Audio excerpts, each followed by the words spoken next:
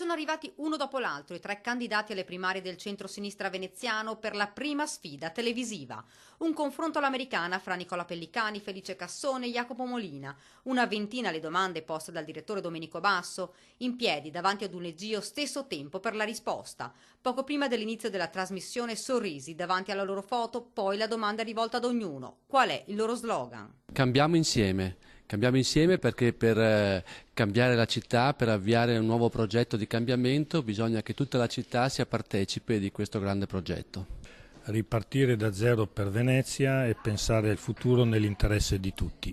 A testa alta, lo slogan della campagna elettorale, perché ritengo che dopo quello che è successo a Venezia il 4 di giugno ci debba essere un approccio completamente diverso alla politica veneziana. L'attesa, che è durata una manciata di minuti fuori dallo studio prima dell'inizio della sfida, è stato anche il momento per i 3 candidati alle primarie per rispondere ad un'altra domanda, la prima e più importante cosa da fare per Venezia.